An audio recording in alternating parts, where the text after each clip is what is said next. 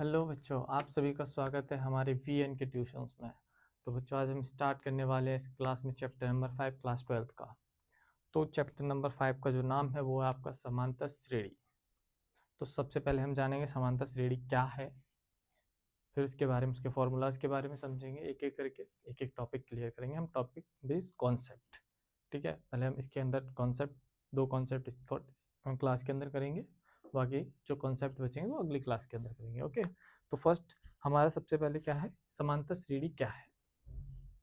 बच्चों देखो, समांतर श्रेणी कैसे पता करेंगे, जिनके बीच का अंतर समान हो वो समांतर श्रेणी है। जैसे कि आप जब स्कूल में प्रेयर करते हो तो टीचर कहता है 1 हैंड डिस्टेंस, तो सबके बीच में 1 हैंड डिस्टेंस होता है, तो मतलब ऐसी श्रेणी जिसमें 1 हैंड डिस्टेंस है, ऐसी लाइन। ठीक है, तो उसे क्या करें, समांतर श्रेणी, सबके बीच में 1 हैंड का डिस्टेंस रहेगा, ये है समांतर श्रेणी, मतलब समान अंतर वाली श्रेणी, मतलब समान अंतर वाली लाइन। क्लियर। फिर अगला क्या रहेगा आपका, हम आपको पता चलेगा समांतर श्रेणी। अब मैं आपको एक छोटा सा इसका पॉइंट बताता हूँ कि समांतर श्रेणी, जैसे कि आपके सामने एक सीढ़ी रख देता हूँ मैं, ये दीवार मतलब ये सीढ़ी है एक, जिसपे हम लोग को, आपके यहाँ पेंट वाला आता है ना, तो पेंट करने आता है, चढ़ के पेंट करता है ना छत पे, वही। देखो पहला ये लगा, एक बैम्बू ये, दूसरा ये, तीसरा ये, चौथा ये, पांचवा, सातवां, आठवां, नौवां। ठीक है बच्चों, सीढ़ी है ये एक, बट इसे ये सीढ़ी है, ठीक, सीढ़ी बोल दिया हमने से।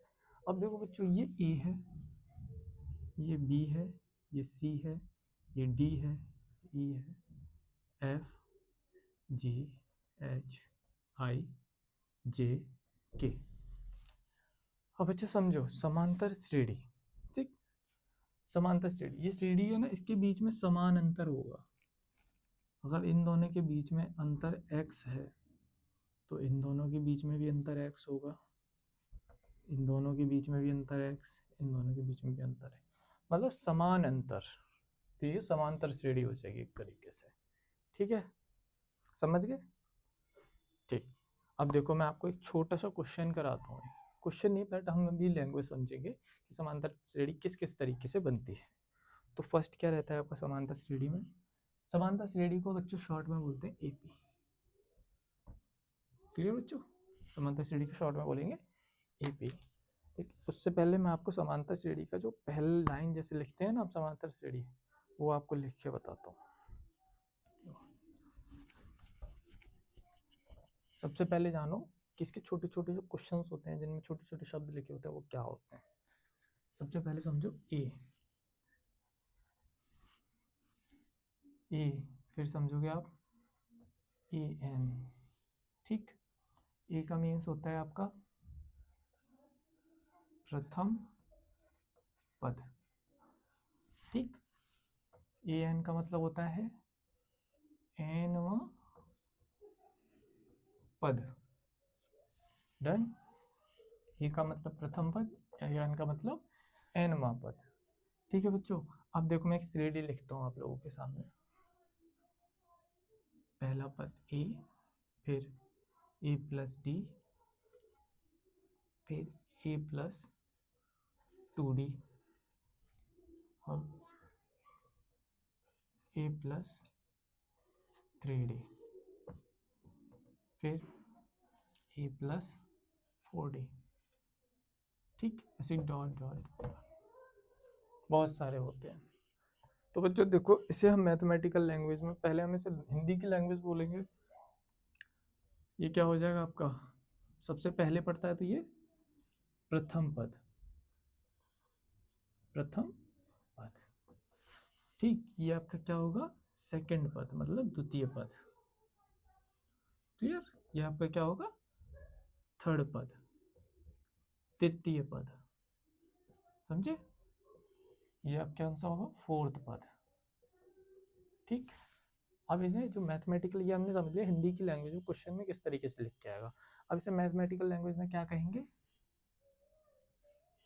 A1, इसे बोलेंगे हम A1। ठीक, अब देखो यहाँ से ये हो गया आपका A 2, इसे बोलेंगे क्या A2, इसे बोलेंगे A1, इसे बोलेंगे A3, इसे बोलेंगे A4, ऐसे इसे बोलेंगे A5।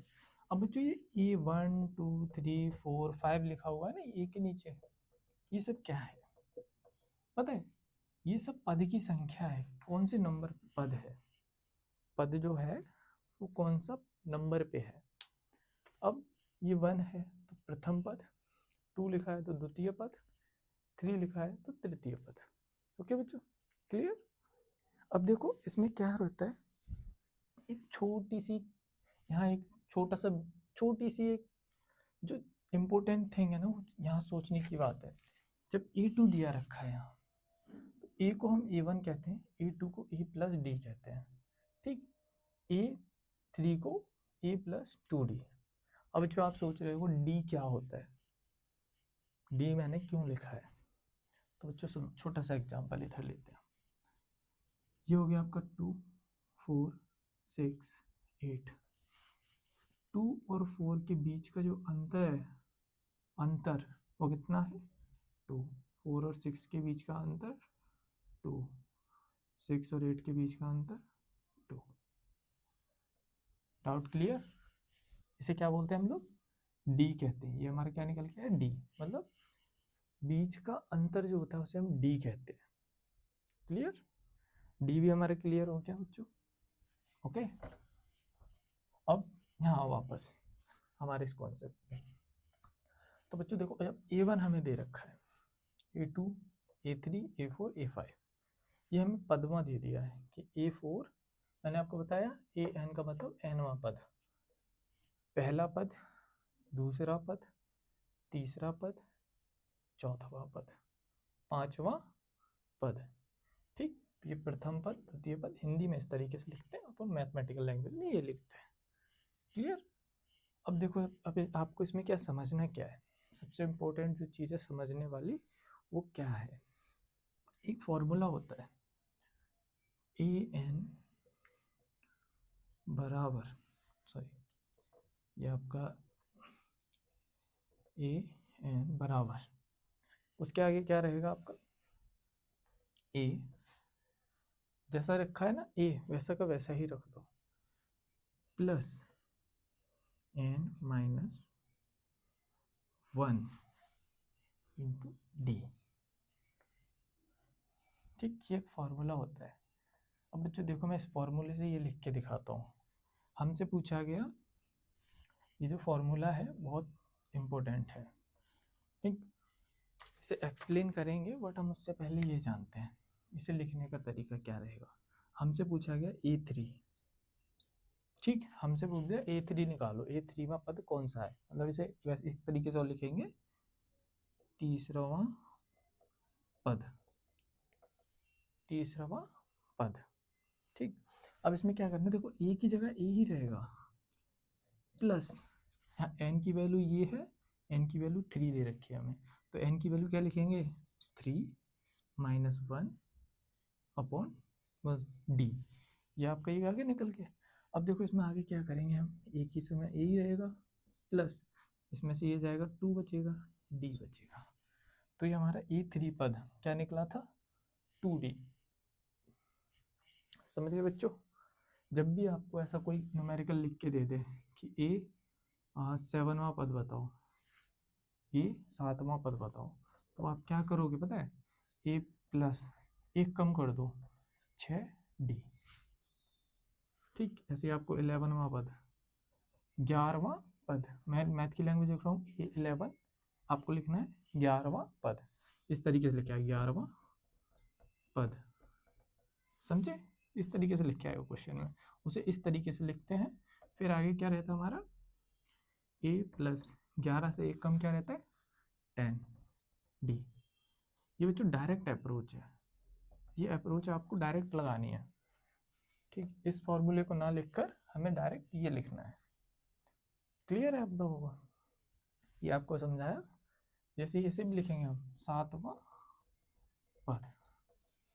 अब देखो, आपको मैंने ये चीज़ें समझाई कि A2 होता है वो द्वितीय पद होता है, उसे हम इस पद में जब बोलें संख्या क्या होगी, मतलब ये दूसरे में पद पे संख्या क्या हो गई, तो वो ये होगी।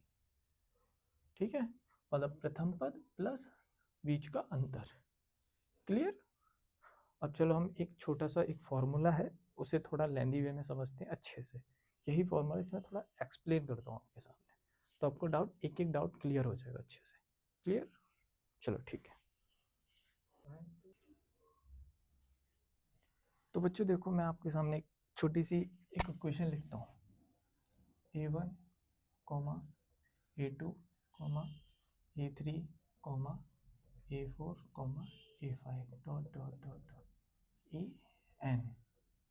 ठीक है बच्चों, हमारे पास ये क्वेश्चन दिया है, अब हमें पता करना है। ठीक, तो इसमें A क्या है आपका, A1 क्या है, प्रथम पद। आप समझ जाओ A को क्या बोलते हैं हम लोग, प्रथम पद। क्लियर, A को हम प्रथम पद बोलेंगे। ये आप समझो A को प्रथम पद, इन दोनों के बीच के अंतर को क्या बोलेंगे, D, सर्वांतर। क्लियर। अब देखो इसमें एक फॉर्मूला मैं आपको अप्लाई करता हूँ, उसके अकॉर्डिंग समझते हैं हम। फॉर्मूला है आपका AN is equal to A plus N-1 upon T। बच्चों हमारे पास ये फॉर्मूला दे रखा है हमें, अब हमें इस फॉर्मूले के अंदर क्वेश्चन पुटअप करना है। सबसे पहले पता होना चाहिए AN को हम क्या बोलते हैं, AN को क्या बोलते हैं, N-वां पद। क्लियर। ठीक है, उसके बाद बच्चों जब हमारे पास ये दे रखा है ए को हम क्या बोलते हैं, प्रथम पद। क्लियर। अब जो डी दे रखा है हमें, वो क्या है आपका, डी क्या है, डी बहुत इंपॉर्टेंट है आपके लिए। जो डी है जो, वो है आपका सर्वांतर।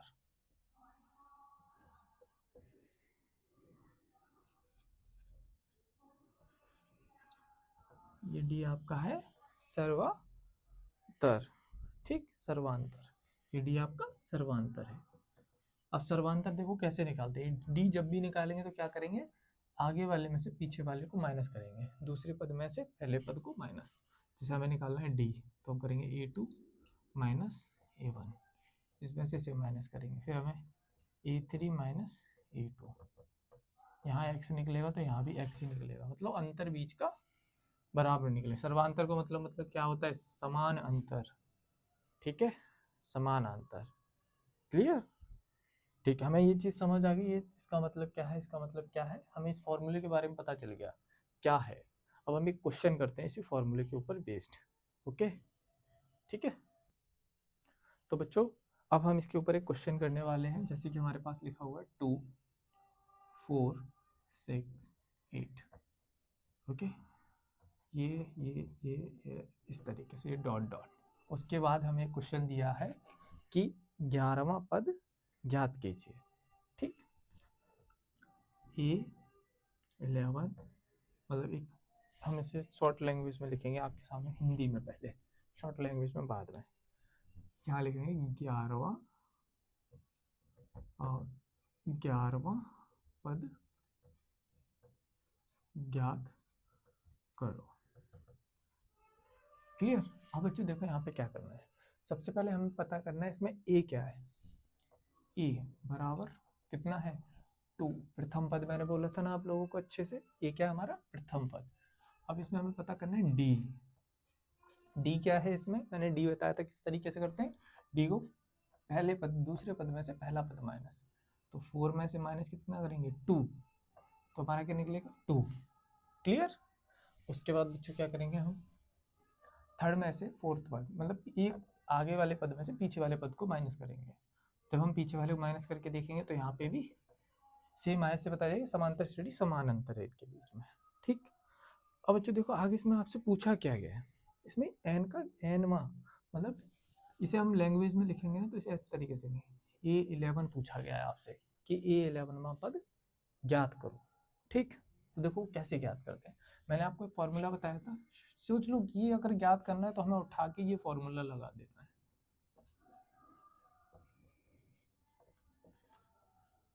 N-1/D। अब देखो मैं यहाँ रखता हूँ वैल्यू ए का वैल्यू क्या है 2, ठीक, प्लस एन का मान क्या बताया था मैंने आपको, एन कहाँ लिखा जाता है, ये लिखा हुआ है एन, ठीक, यही एन, एन का मान 11 माइनस 1, ये हो गया आपको डी, डी कितना दे रखा है हमें 2, क्लियर बच्चों, डी हमारा कितना है 2 है, ठीक। अब यहाँ से देखो आगे, इसमें से माइनस करेंगे कितना बचेगा 10 इंटू 2, ब्रैकेट हटता है तो इंटू हो जाता है, उसके बाद 2 प्लस 20 इज इक्वल टू 22, तो हमारा E11 क्या निकला 22 या 11वां पद, कितना निकला 11वां पद 22 निकला, समझे। अब देखो बच्चों मैं आपको इसी क्वेश्चन को एक और तरीके से करके बताता हूँ, किस तरीके से बताता हूँ। अब ये क्वेश्चन तो मैं आपको सेम दे रखा है, ठीक, ये क्वेश्चन आपको दे रखा है, ये इस तरफ, अब ये क्वेश्चन आपका यहाँ से, ठीक है, 2 4 6 8 आपको दे रखा है 22 डॉट डॉट डॉट, अंतिम पद आपको 22 दे रखा है, क्लियर, 22 दे रखा है, ठीक, ये आपको बोला हाँ 22, मतलब यहाँ पे ये है कौन सा पद है 22, कौन सा पद है, 22 का मतलब यहाँ पे 22 लिखा है, उसे पता करना है कौन सा पद है, ठीक, उसके लिए भी क्या करना है, कोई झंझट नहीं है, कुछ भी नहीं है, सेम वही पैटर्न अपनाओ जो इसमें अपनाया आप लोगों ने, इस क्वेश्चन में जो पैटर्न है वही इसमें है। सबसे पहले ए फाइंड करो 2, फिर डी आप निकालो, डी में क्या निकलेगा आपका, इसमें से माइनस करोगे 2, ठीक, यही मैंने जैसे कि यहाँ पे किया है 4 minus 2 is equal to 2, 6 minus 2 is equal to 2, यहाँ पे भी आपका 2, यहाँ पे भी आपका 2, फिर आपको सेम फॉर्मूला रखना है,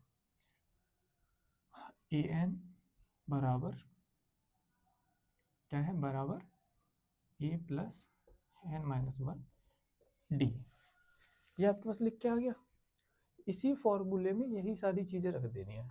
अब आपके सामने बच्चों क्या दे रखा है, अब आपके सामने एनवा पद नहीं दिया है, मतलब उस स्थान पे बैठा हुआ इंसान नहीं दिया है, स्थान नहीं बताया, उस स्थान पे बैठा कौन है, जैसे ये 4 बच्चे हैं, 1 2 3 4, ये इनकी पोजीशन है, 1 नंबर 2 नंबर 3 नंबर 4 नंबर, क्या है ये स्थिति, कहाँ बैठे हैं, पोजीशन, ठीक, यहाँ पे राम बैठा है, यहाँ श्याम बैठा है, यहाँ हरिओम बैठा है, यहाँ राधा बैठी है, ठीक बच्चों।